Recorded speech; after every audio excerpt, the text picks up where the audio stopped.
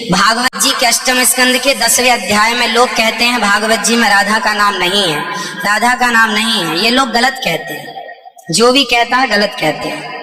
लिखा हुआ है, मैं आपको श्लोक दिखा रहा हूँ। भागवत जी के 8वें स्कंद के 10वें अध्याय में श्लोक नंबर 40 है, लिखा है उद्यतायुध दौरदंडई राधावंतो भटान मृधे। राधावंतो लिखा, स्पष्ट लिखा गुरुजी। ऐसा है, नाश मत करिए। आधावंता है, आधावंता है दौड़ते हुए या संधि हो गई है गुरुजी। नहीं नहीं, ये गलत बात। आप जो उच्चता उठाई आयुधों को लेकर के आधावंता। गुरुजी गुरुजी गुरुजी गुरुजी गुरुजी, हम तो आपकी दास हैं। मत कीजिए ना। हमारे गुरुजी कहते हैं ना ना गुरुजी, इसका अर्थ तो सुन लीजिए, इसका अर्थ तो सुन लीजिए। सुनिए सुनिए गुरुजी, इसका अर्थ है राधावंतो भटान मृधे। इसका अर्थ गुरुजी ने बताया हमें, हमारे गुरुजी। कोई गुरुजी नहीं बता सकता। हमारे गुरुजी कहते हैं नहीं बता सकते, क्योंकि जब आप राधा बनाओगे तो सर्गे कहाँ जाएंगे गुरुजी। ही गुरुजी गुरुजी कहते हैं शब्द है। अब चलिए, भागवत जी में दूसरा है बधू। बधू प्रयोग हुआ है, बधू प्रयोग हुआ है। तो बधू का प्रयोग ये है कि वहां श्री राधा रानी का ही स्मरण है। नहीं, लोग कहते हैं राधा नहीं है, तो राधा जी का जिक्र तो कई जगह है। राधा पदवाच्य बधू इसका अर्थ संकेतक हो या लक्ष्यार्थ हो और व्यंग्यार्थ हो, इन तीनों अभिव्यक्तियों के द्वारा राधा शब्द एक भी जगह भागवत में नहीं है। इसलिए जहाँ बधू शब्द है वहाँ भी अर्थ राधा है। जहाँ बधू है ऐसे भक्ति का अर्थ जल भी होता है। जहाँ राधा है, जहाँ बधू है वहाँ राधा है। ऐसे थोड़े होता है।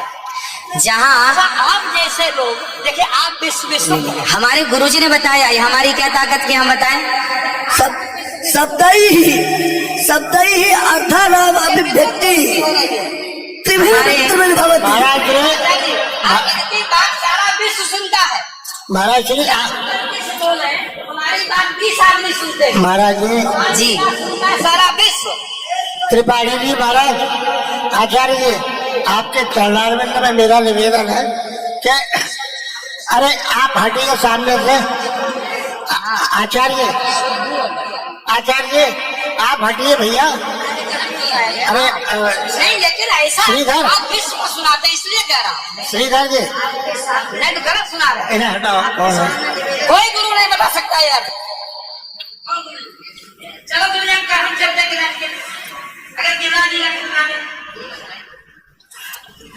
आचार्य जी, श्री गुरुजी ने कहा है कि यहाँ जो राक्षस हैं वो राधा रानी का स्मरण करके, जो राक्षस हैं राधा रानी का स्मरण करके और युद्ध करने चले। जो राक्षस हैं भटान मृधे जो है, गुरुजी ने बताया कि जो राक्षस लोग हैं वो किसका स्मरण करके युद्ध करने चले? श्री राधा रानी का। ब्रह्म वैवर्त पुराण के अनुसार राधा ही मूल आधार है। यहाँ तक कि राम में भी राधा छिपा हुआ।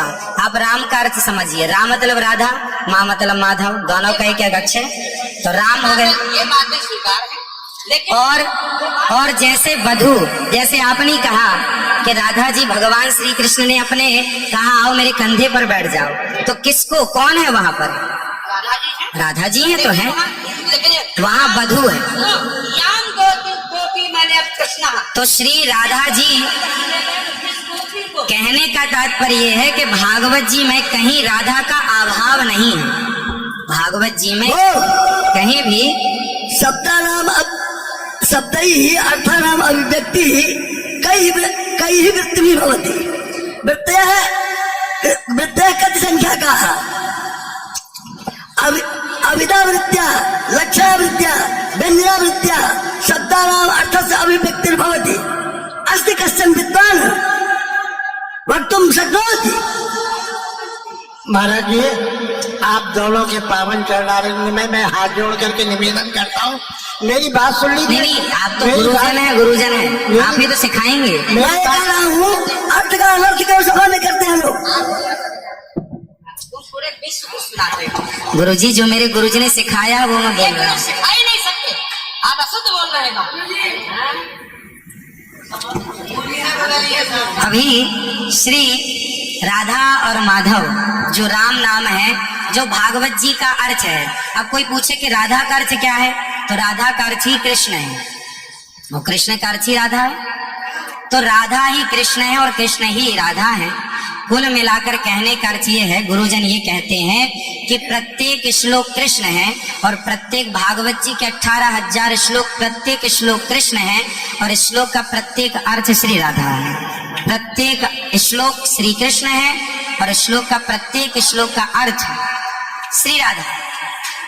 देखिए तो ये सब भाव ही तो है, राधा का वो भाव सब नहीं, भाव है। वो शब्द भाव का भूखा हूँ मैं, भाव ही एक सार है, और भाव से भजले मुझे तो भव से बेड़ा पार है। सभी विद्वानों के चरणों में दास का बारंबार नमन। सबको जय श्रीमन नारायण, जय श्री कृष्ण। 2 मिनट कीर्तन कर लियो। 1 मिनट रुको, मैं सबसे क्षमा मांगता हूँ। मेरा अनुद्धाचार्य के प्रति बड़ी श्रद्धा भाव है, बड़ा आदर है, लेकिन इनकी वाणी चूंकि पूरा विश्व सुन रहा है, ये चैनलों पर आते हैं। भाव जगत में हम कुछ भी कहें, लेकिन जब हम ये कहते हैं ये शब्द में लिखा है, तो वहां पर शब्द और अर्थ का संयोग, क्योंकि गिरा अर्थ जल शब्द बोध्यो व्यक्त अर्था शब्दों व्यर्थांतराश्रय एकत्व व्यंजकत्वे तद अन्य से सहकारिता। ऐसा हो ही नहीं सकता कि कोई अर्थ प्रकट हो और उसके मूल में शब्द न हो। वहां संधि है, मेरे आयुध ही आयुधों से युक्त होकर मैंने गदा तलवार तीर लेकर के वो राक्षस आधा बनता दौड़े मारने के लिए। शुद्ध यही अर्थ है। किसी अभिजा से, किसी लक्षणा से, लक्षणा तब होती है जब मुख्यार्थ का बाद हो। मुख्यार्थ का बाद हो ही नहीं सकता। सीधा स्वामी बता दे, विश्वनाथ चक्रवर्ती बता दे, अनुसार प्रकाश का बता दे, चूलिकाकार बता दे, और छोड़िए उन बातों को। आपके गुरु जी के पिताजी ने भी टीका लिखी है, उसी पुस्तक को भी मंगाया जाए। अगर उसमें राधा शब्द हो, मैं मुंह नहीं दिखाऊंगा कभी। ऐसा हो ही नहीं सकता अर्थ का अनर्थ। हाँ? नहीं, हमको कष्ट यह है कि हमको बोलना पड़ा बीच में, क्योंकि अगर अनुद्धाचार्य की जगह ये बात और कोई बोलता तो मैं कतई नहीं बोलता। लेकिन अनुद्धाचार्य जी इस समय टीवी पर छाए हुए हैं, लाखों लोग इनको सुन रहे हैं, तो ये तो यही समझेंगे ना कि अनुद्धाचार्य बोल रहे हैं। इसे आपके द्वारा कोई अपशब्द नहीं निकलना चाहिए। मैं आपसे व्यंजन करता हूँ, कभी कोई अनर्थ करना हो तो विचार करके करिए। मैं और कोई बात नहीं, सबको क्षमा मांगता।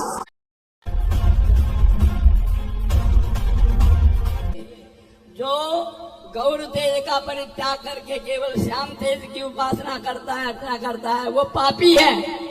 जिसको राधा शब्द नहीं दिखता भागवत में, वो अगूढ़ वेदी है, राष्ट्र वेदता नहीं है, होगा साहित्य का विद्वान।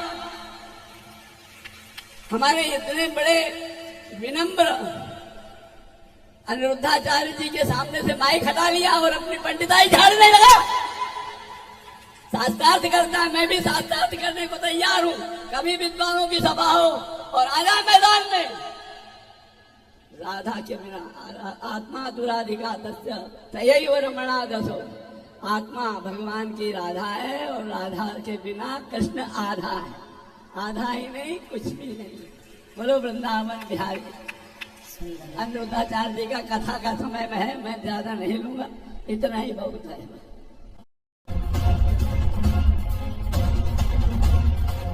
एक वाच्यार्थ, एक लक्ष्यार्थ, एक व्यंग्यार्थ। वाच्यार्थ के रूप में कौशिक की संहिता का श्लोक आपने पढ़ा ही होगा कि राधा नाम मात्र मूर्छा सहमासी।